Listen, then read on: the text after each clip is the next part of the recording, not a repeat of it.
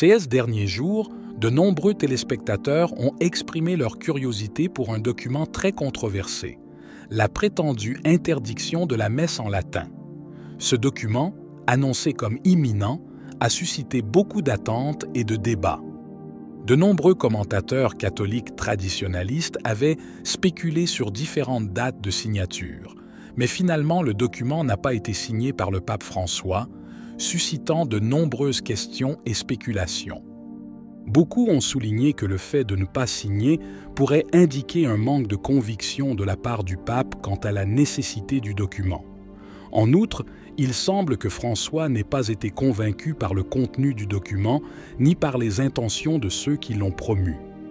Le jour où le document devait être rendu public, une vidéo a été diffusée concernant le principal initiateur, un archevêque ambitieux nommé Viola, connu pour son désir de devenir cardinal. Cet archevêque a été décrit comme une figure controversée, dont les ambitions pourraient avoir affecté négativement sa crédibilité aux yeux du pape.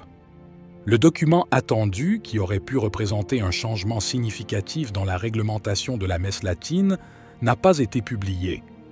Toutefois, cela ne signifie pas nécessairement que l'affaire a été classée sans suite. En effet, en coulisses, des développements pertinents continuent d'émerger et influencent profondément la vie des ordres religieux. Les ordres religieux font face à une pression croissante de la part des autorités du Vatican. De nombreux couvents et monastères ont été soumis à des visites apostoliques, un processus dans lequel des représentants du Vatican, souvent au passé controversé, sont envoyés pour enquêter et superviser les activités des ordres. 6 représentants, sélectionnés pour leur loyauté envers le Vatican, sont chargés d'identifier les problèmes et le respect des ordres religieux. Ces visites apostoliques ne sont pas de simples inspections de routine, mais conduisent souvent à de profondes restructurations et à des changements imposés dans les ordres. À plusieurs reprises, les représentants du Vatican rencontrent des problèmes liés à la rigidité excessive des ordres par rapport à leur charisme traditionnel et à leur résistance à l'adoption des nouvelles directives post-conciliaires. Ce processus peut conduire à des tensions importantes au sein des ordres, car de nombreux religieux voient ces visites comme une tentative de porter atteinte à leur identité spirituelle et à leur autonomie. Les ordres religieux ont été particulièrement touchés par ces visites car, en de nombreux endroits, ils représentent le dernier bastion des pratiques liturgiques traditionnelles. Avec des ressources limitées provenant de communautés telles que la FSSP, la FSSPX et l'Institut du Christ-Roi, de nombreux fidèles comptent sur les ordres religieux pour accéder aux sacrements traditionnels et à la messe latine. La pression exercée sur les ordres religieux est donc considérée comme une tentative d'éroder l'une des dernières défenses de la liturgie traditionnelle. Dans ce contexte, l'absence de publication du document peut être interprétée comme un signal selon lequel le Vatican adopte une approche plus graduelle et plus subtile pour mettre en œuvre des changements au sein de l'Église, plutôt que par le biais de décrets immédiats et directs. Cette stratégie pourrait viser à éviter une confrontation directe avec les partisans de la messe traditionnelle, en cherchant plutôt à intégrer progressivement des réformes liturgiques à travers des visites apostoliques et un contrôle des ordres religieux.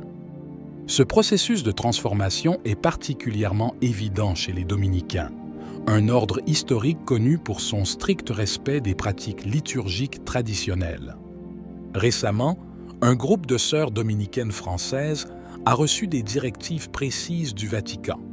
6 religieuses ont été informées qu'elles devaient commencer à abandonner progressivement les anciennes liturgies, qui remontent à avant le Concile Vatican II, au profit des nouvelles pratiques liturgiques introduites par le Novus Ordo.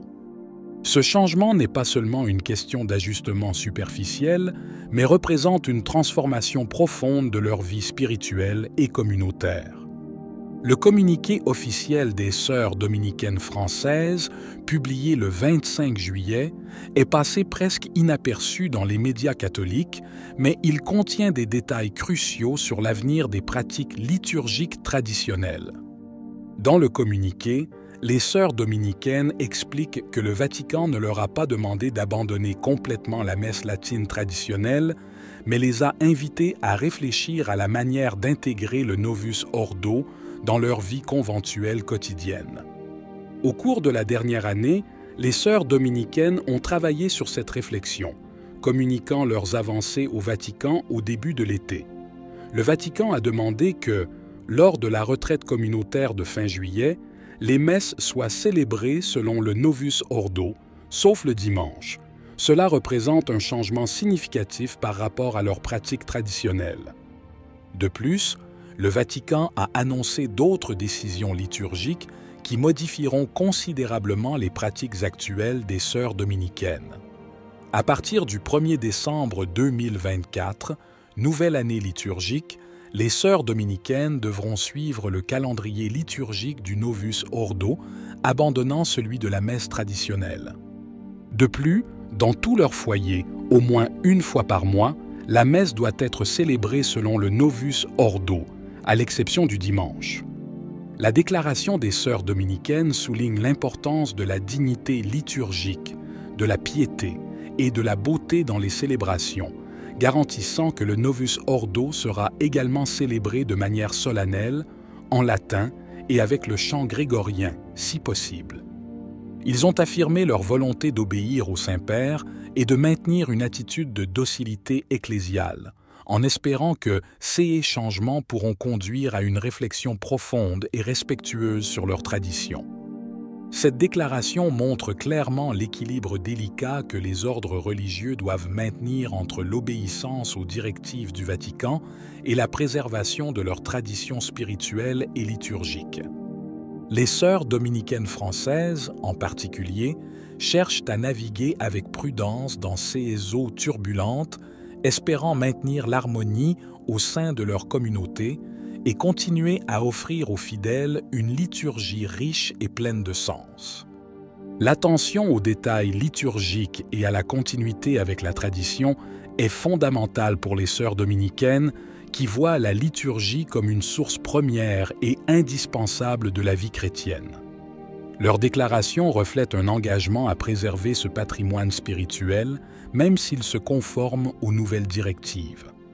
Ces développements récents révèlent une stratégie délibérée du Vatican visant à unifier les pratiques liturgiques de tous les catholiques sous le Novus Ordo. À travers les changements imposés aux Sœurs dominicaines de France, se dessine clairement l'intention d'harmoniser les célébrations liturgiques dans toute l'Église, éliminant progressivement les pratiques préconciliaires que de nombreux fidèles considèrent comme fondamentales pour leur foi. L'impact sur les fidèles est varié. Certains acceptent docilement le changement, reconnaissant l'autorité du pape et du Vatican pour conduire l'Église dans de nouvelles directions. D'autres, en revanche, ont du mal à abandonner des pratiques qu'ils considèrent comme sacrées et immuables. Cette division interne peut entraîner des tensions et des conflits au sein des paroisses et des communautés religieuses. Le Vatican, de son côté, semble conscient des défis et des résistances que ces directives peuvent rencontrer. C'est pour cette raison que les autorités ecclésiastiques mettent en œuvre les changements progressivement, en essayant d'éviter des perturbations drastiques et immédiates. L'espoir est qu'au fil du temps, les fidèles s'adapteront aux nouvelles pratiques et reconnaîtront les avantages d'une liturgie plus unifiée et plus moderne. Malgré ces défis, il est également possible que la résistance et l'attachement aux pratiques traditionnelles conduisent à un regain d'intérêt et de soutien pour la messe latine. Les communautés traditionnalistes peuvent trouver de nouveaux moyens d'étendre leur influence et d'attirer des fidèles qui recherchent un lien plus profond avec l'histoire et la tradition de l'Église catholique. En conclusion, l'avenir de la messe traditionnelle est incertain et complexe.